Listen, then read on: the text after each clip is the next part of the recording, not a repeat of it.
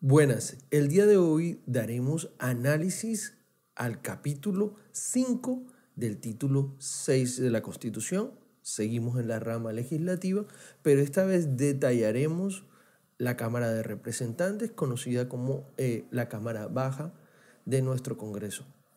Comencemos. Iniciamos este estudio con el capítulo 5 que describe la Cámara de Representantes. Vamos a adentrarnos en el tema y al final hacemos un resumen detallado de las competencias, funciones, actuaciones, atribuciones, requisitos y conformación de la Cámara de Representantes. Comencemos entonces para ir a la práctica. Artículo 176. Artículo modificado por el artículo 1 del Acto Legislativo 1 del 2013. El nuevo texto es el siguiente. La Cámara de Representantes se elegirá en circunscripción territorial y circunscripciones especiales. Seguimos. Inciso modificado por el artículo 6 del Acto Legislativo del 2015. El nuevo texto es el siguiente. Cada departamento y distrito capital y el distrito capital de Bogotá conformará una circunscripción territorial. Habrá 2 representantes por cada circunscripción territorial y uno más por cada 365.000 habitantes o fracción mayor de 182.500, que tengan exceso sobre los primeros 365.000 habitantes. Ok, bueno, ¿qué nos dice la primera parte de este artículo 176? En primer lugar, describe la composición de la Cámara de Representantes como una circunscripción territorial, a diferencia de la anterior Cámara, que era la Cámara Alta, o Senado de la República, que su circunscripción es nacional, esta es territorial de manera principal. Esta circunscripción territorial y también la clasifica como una circunscripción especial porque hay 2 tipos de circunscripciones en representación de la Cámara. La territorial tiene relación directa con los departamentos, es decir, podemos elegir representantes a la Cámara que representen a la competencia política de nuestro departamento, del cual estamos inscritos o en el cual hacemos parte. Dice que hay unas circunscripciones territoriales para cada departamento y hace una excepción, una circunscripción capital para la ciudad de Bogotá. Es decir, la ciudad de Bogotá no solo se acoge a la circunscripción territorial del departamento de Cundinamarca, sino que adicionalmente tiene una circunscripción territorial para la ciudad propiamente, para la capital. Dice que las representaciones se harán por 2 en cada 365.000 habitantes y que estas, digamos, aumentarán en fracción mayor a 182.500. ¿Qué es lo que pasa? Es que es una situación práctica. Pues, debido a los aumentos proporcionales de las representaciones a las cámaras, nosotros podemos encontrarnos en departamentos que podemos decir que tienen más de esa población, pero como las circunscripciones como todas las poblaciones han crecido de manera, como le digo yo, prácticamente equivalentes, las circunscripciones se han mantenido constantes en el paso del tiempo. Y vemos que modifican de manera regular, en algunos casos, en los municipios y distritos, sí nos modifican las situaciones poblacionales, que hay municipios que comienzan a ser municipios donde hay una representación mínima, ya como va creciendo, pasan a 15, después a 17, y así van creciendo.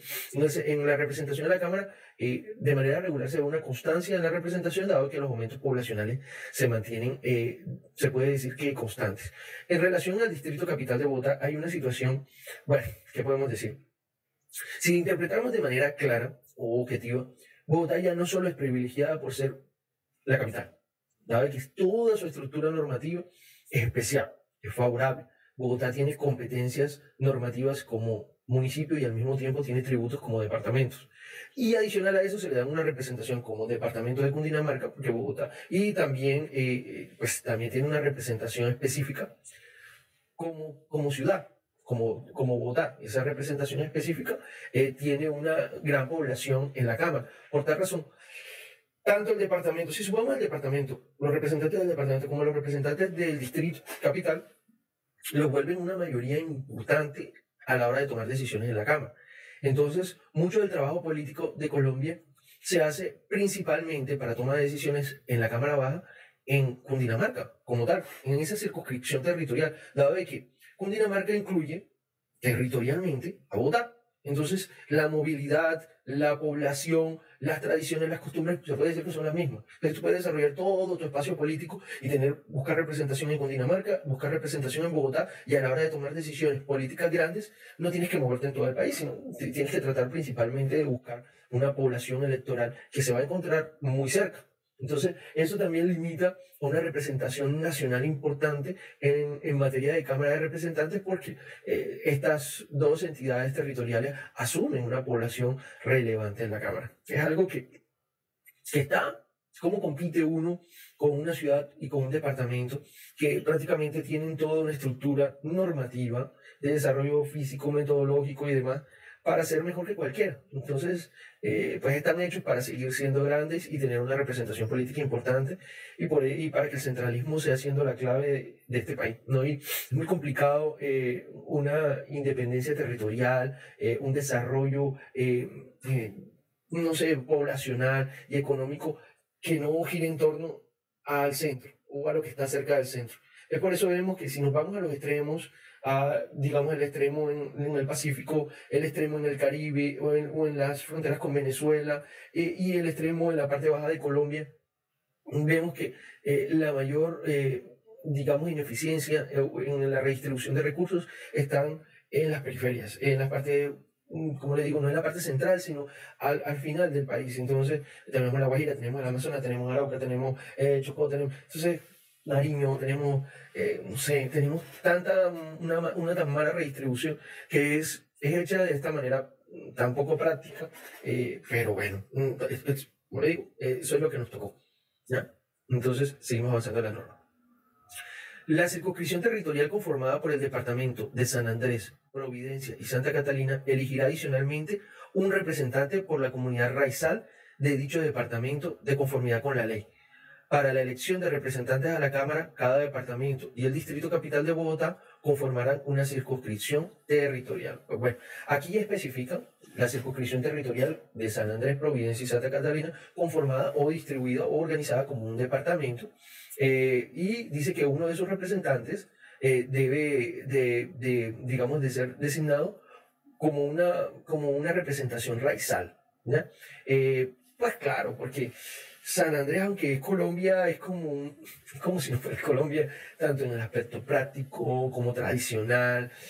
Pues bueno, vemos un departamento con una cualidad única en el país, pero pues bueno, en materia de reconocimiento, ahí está, básicamente está ahí en el océano, solito, no tiene mucha cercanía, pero es una de las joyas de la corona de nuestro país, y pues en la medida de lo posible, Colombia ha ayudado mucho a San Andrés en la parte de desarrollo turístico, de aportar personas a las visitas, y pues también en parte los ha limitado en algunas cosas y los ha vuelto dependientes a otras, pero pues bueno, ahí tenemos como un modelo de integración entregándole esta representación.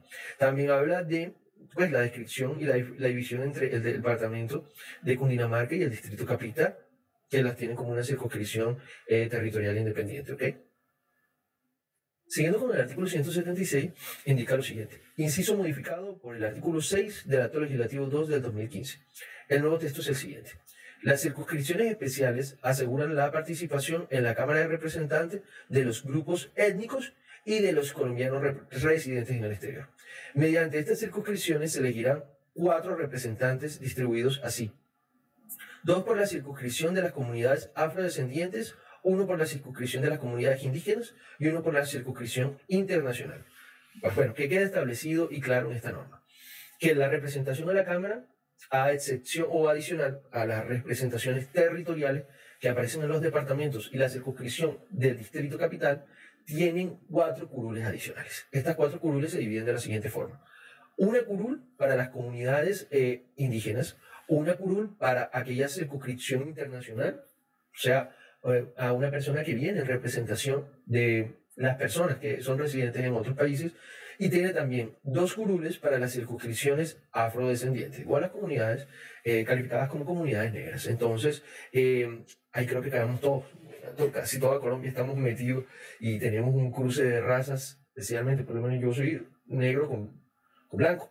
Mi papá es bien moreno, guajiro, de raza negra y pues bueno, aquí hay que mirar la forma en la cual podamos participar como representantes independientes de nuestro color de piel.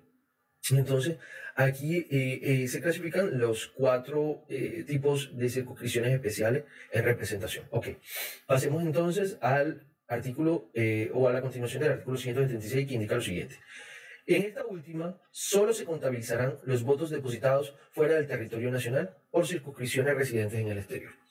Voy a terminar que este párrafo tiene relación directa a la circunscripción internacional. Bueno, la circunscripción internacional, como la norma y la misma constitución la aclara, solo se contabiliza, o sea, solo se suma los votos del exterior. Las circunscripciones negras o las comunidades afrodescendientes tienen relación directa a los grupos o partidos políticos que representen este tipo de comunidad. O sea, entre ellos toma la decisión de elegir a 2 de sus representantes. Y de igual forma con las comunidades indígenas. Ya, lo bueno de esto es que podemos en cualquier parte de Colombia tomar la decisión de escoger al momento de votar por una de estas circunscripciones especiales. Podemos votar al Senado por el candidato que querramos o por la circunscripción especial indígena si queremos. Podemos decir no quiero el tarjetón general o quiero si aparece determinado dentro del tarjetón general el de las comunidades indígenas, puedo votar por las comunidades indígenas a Senado. Si queremos una representación especial de Senado indígena, podemos pedir el tarjetón y votar también.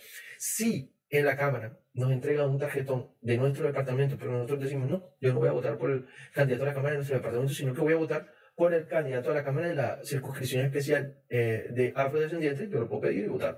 No tengo ninguna exclusión. O si quiero por el indígena, también. Eso es liberal. Lo que no podemos pedir es el de los representantes en materia internacional o del exterior. Así que ese solamente es entregado en el exterior, en los consulados o embajadas asignados para poder votar. Seguimos con el parágrafo 1. A partir del 2014, la base para asignación de las curules adicionales se ajustará en la misma proporción del crecimiento de la población nacional, de acuerdo con lo que determine el censo. Le corresponderá a la organización electoral ajustar la cifra para asignación de curules. Parágrafo 2. Si como resultado de la aplicación de la fórmula contenida en el presente artículo una circunscripción territorial pierde una o más curules, mantendrá las mismas que le correspondían el 20 de julio de 2002. ¿Vale? Aquí nos está aclarando qué pasa si un territorio crece más que otro.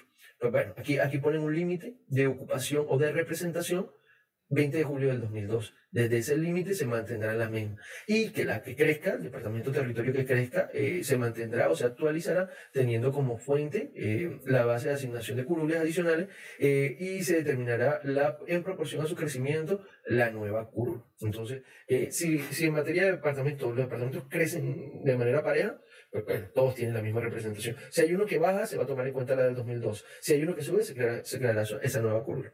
Es lo que nos explica la norma. Pasamos al artículo 177 que indica lo siguiente. Para ser elegido representante se requiere ser ciudadano en ejercicio y tener más de 20 años de edad en la fecha de la elección. Pues bueno, como ya vimos en el capítulo anterior, las condiciones de senadores igual la de representantes tampoco son tan complejas. Vuelve y nos indica que debemos ser ciudadano en ejercicio, es claro, tenemos que tener más de 18 años, y tener más de 25 años de edad en la fecha de la elección, más de 25 años. Entonces, aquí vemos que siguen siendo simples, comunes, básicas, muy folclóricas, muy generales, las competencias para ser representante de la Cámara. Casi cualquier persona puede ser representante. Seguimos entonces en el artículo 178. La Cámara de Representantes tendrá las siguientes atribuciones. Pues bueno, aquí vamos a detallar las atribuciones principales o el desarrollo de las atribuciones constitucionales de la representación a la Cámara. Iniciamos. Primero, elegir al defensor del pueblo.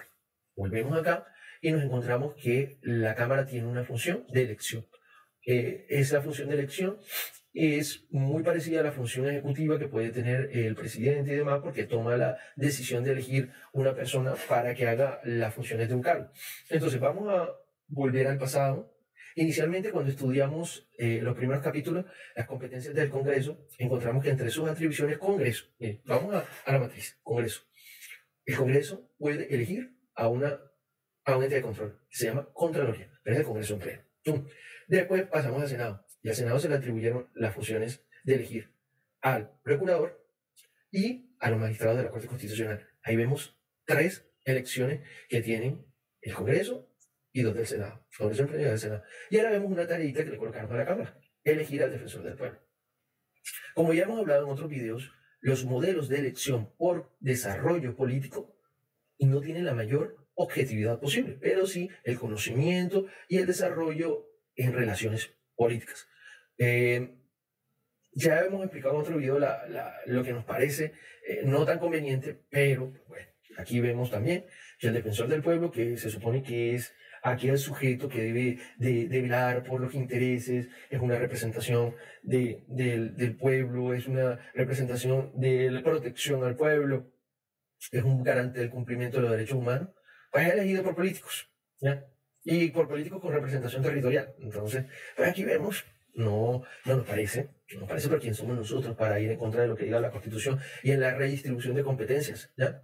Los congresistas también quieren tener poder, y el poder de elegir al defensor del pueblo, el poder de elegir al contralor y el poder de elegir en cabeza de los senadores digamos, al procurador y a los magistrados de la Corte Constitucional los hace sentir grandes, ¿ya? O sea, que ya sabemos que los congresistas no solo hacen leyes. Y los representantes de la Cámara tienen 2 tareitas: elegir específicamente al defensor del pueblo, que se lo eligen ellos solitos, y elegir al contralor, que lo hacen con el Senado. Ahí me imagino esa pelea es buena, porque todos los representantes de la Cámara, más todos los senadores, tratando de decir al contralor, hey, que hay para mí, que hay para mí, que hay para mí, que hay para mí. Ya, esa tarea de los contralores tiene que estar dura, ¿viste? Poner feliz a tantas personas, uy, difícil. Seguimos. Entonces, numeral 2, examinar y ofrecer la cuenta general del presupuesto y del tesoro que le presente el Contralor General de la República. Pues bueno, aquí vemos una tarea de auditoría, ¿ya? Y de verificación digamos, de la evaluación o de las cuentas que el Tesoro Nacional presente, o desde el punto de vista presente, el Contralor General de la República. Es una tarea que es difícil, que esa tarea la pueden hacer, digamos, por competencias específicas. Para ser representante de la Cámara solo se necesita tener más de 25 años. Y esta es una tarea de auditoría contable y, digamos, pública, en materia que tiene que ver con presupuesto, que es compleja.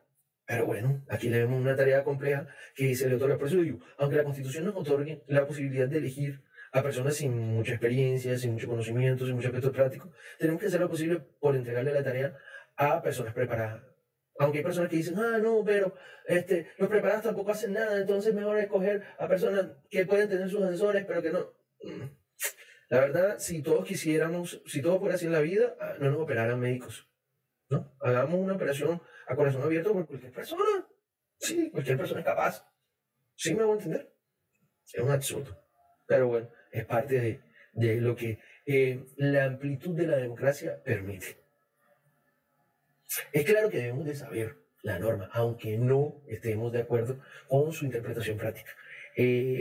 Objetarla o criticarla tampoco nos va a dar los beneficios, pero tener una postura hacia la norma nos da la posibilidad de sacarle el mejor provecho, de interpretarla en tiempo y de buscarle las debilidades. Entonces, seguimos entonces con el numeral 3.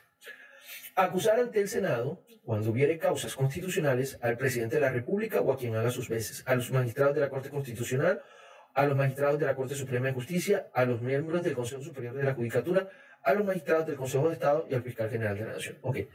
En continuación a la explicación que ya hicimos en relación al Senado, en el capítulo anterior, esta relacionada con la Cámara, yo les explico. En un proceso judicial tiene que haber una autoridad que acuse y una autoridad que en el desarrollo de ese proceso judicialice, ¿ya? O tome la decisión judicial, tome el fallo.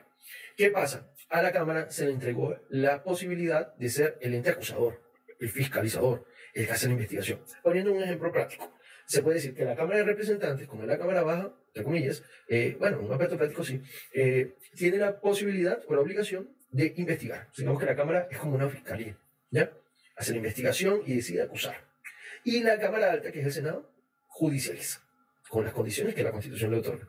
Entonces, digamos que el Senado, que es el ente judicial, sería la Corte Suprema de Justicia. Entonces, vemos a la Fiscalía investigando y a la Corte Suprema de Justicia tomando decisiones. A igual escala, le pusieron la tarea a la Cámara de investigar y al Senado de judicializar. O sea, le entregaron, como hemos visto anteriormente, a la Cámara una función judicial de investigación, que tiene relación directa con unas autoridades, como son la Fiscalía, Corte Constitucional, Corte Suprema de Justicia, Consejo de Estado y Consejo Superior de la Judicatura. Altas Cortes, específicamente Fiscalía y Presidente. Entonces, a esos los puede investigar o acusar la Comisión de Absolución de nuestro país. Sabe que a todo el mundo lo absuelve. Seguimos entonces con el artículo 178, numeral 4. Conocer de las denuncias y quejas que ante ella se presente por el Fiscal General de la Nación o por los particulares contra los expresados funcionarios y si prestan mérito, fundar en ellas acusación ante el Senado. Pues bueno, aquí se deja de manera inicial una capacidad de análisis investigativo, un ente técnico en este numeral, que es la Fiscalía General, que es un ente judicial. Pero obviamente la Fiscalía General de la Nación, como también es una entidad que se encuentra entre la posibilidad de ser investigada por la misma Cámara, pues supongo que las investigaciones que atribuirá la Fiscalía General de la Nación no van a ser a ellos mismos o al fiscal general, básicamente va a ser a las otras autoridades que se encuentren en posibilidad de ser investigados, específicamente el presidente de la República y los magistrados de las altas cortes, aunque la Fiscalía hace parte de la rama judicial. Entonces, ahí hay una cosa toda rara, es que esta vaina es de mucha risa, porque ponen a cuidar al gato. El gato es el que está cuidando al ratón y el ratón está cuidando al queso. Estas normas son espectaculares.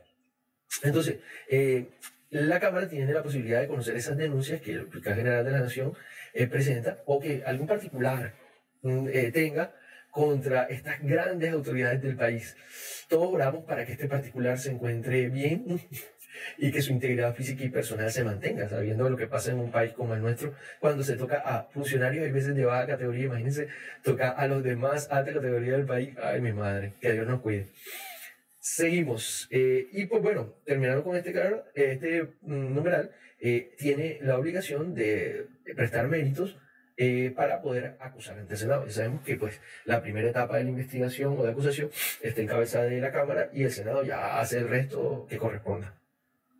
5, numeral 5 del artículo 178 describe lo siguiente. Recuerden, estas son las atribuciones de la Cámara. Dice, requerir el auxilio de otras autoridades para el desarrollo de las investigaciones que le competen y comisionar para la práctica de pruebas cuando lo considere conveniente. Pues bueno, si bien ya nos dimos cuenta que cuando en la Constitución y en cualquier libro hablan de autoridades, estamos hablando de las tres ramas del poder público. Entonces, cuando dicen autoridades, nos están hablando del Ejecutivo, del Legislativo y Judicial. Pero en el aspecto práctico, en este numeral, estamos investigando, o sea, la facultad de acusación está en cabeza de la Cámara. Pero miren lo que dice, ahí donde está extraña la metodología del procedimiento. Requerir auxilio a otras autoridades. Bueno, la Cámara va a investigar al fiscal. Bueno, listo, necesito un cuerpo de investigación policial y técnico. ¿Quién lo tiene? El CTI de la Fiscalía. Ah, ok, pero si vamos a investigar al fiscal. Ok, ¿cómo el CTI de la Fiscalía, o la Fiscalía misma, que es el cuerpo investigativo, saca a alguien para que investigue a su jefe? Qué vaina difícil, ¿no? O vamos a investigar a un magistrado de la Corte Suprema de Justicia, que tiene incidencia en lo penal, que tiene muy buenas relaciones con la máxima autoridad de la rama, con la máxima autoridad de la Fiscalía. O sea, ¿cómo hacemos? ¿Cómo hacemos? Ponemos, imagínense, Tommy R está aquí. El perro que persigue al gato tiene que cuidar. Tenemos que poner que cuiden al gato. Es decir, el perro que siempre está queriendo golpear al gato va a cuidar que no le pase nada al gato. El gato que siempre está persiguiendo al ratón va a cuidar que no le pase nada al ratón. Imagínense, no va a pasar nada. O sea, porque primero se puede decir que son enemigos, pero ¿cómo colocar al enemigo a cuidarse a sí mismo? O a cómo cuidar a tu otro enemigo. O sea, no tiene sentido. O sea, en el aspecto normativo está, porque la norma tiene eso, que podemos decir un disparate, que ahí está, pero llevarlo a la práctica, si necesitamos investigar de verdad, pues tenemos que acudir a entidades que por cuestiones logísticas son muy complicados. Entonces, al presidente, imagínense, nosotros buscando la forma de que el presidente sea investigado por el Senado. Bueno, listo, vamos a buscar a entes como las fiscalías y demás, pero también vemos que el presidente tiene un manejo de la fuerza pública que también puede hacer algún choque de investigación en contra de esa fiscalía o en contra de la misma rama judicial. Entonces, es una lucha grande de poderes que a la hora de llevar la decisión a un aspecto práctico y que al mismo tiempo es político, porque como nos dimos cuenta, unos depende del otro, los magistrados, los fiscales, la forma de elección de los magistrados de la Corte Constitucional, el desarrollo de los entes de control, cómo llega a ser el fiscal,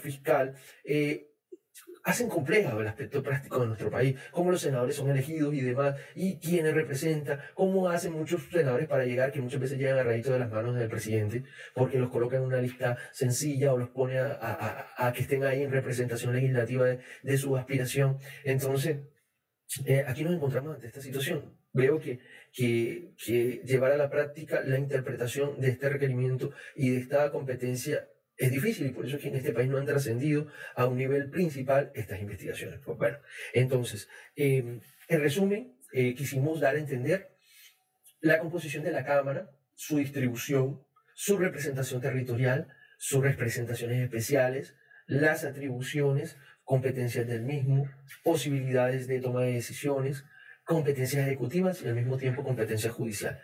Hagan su análisis del caso, estudien cada artículo de manera específica, den su opinión, generemos un debate con relación a la materia. Es importante conocer la Constitución para poder a futuro hacer cambios metodológicos y procesales que permitan hacerla una realidad fáctica, llevarla al punto donde no sea una ficción normativa, sino que sea un instrumento operativo principal. Gracias por su atención y hasta un próximo video.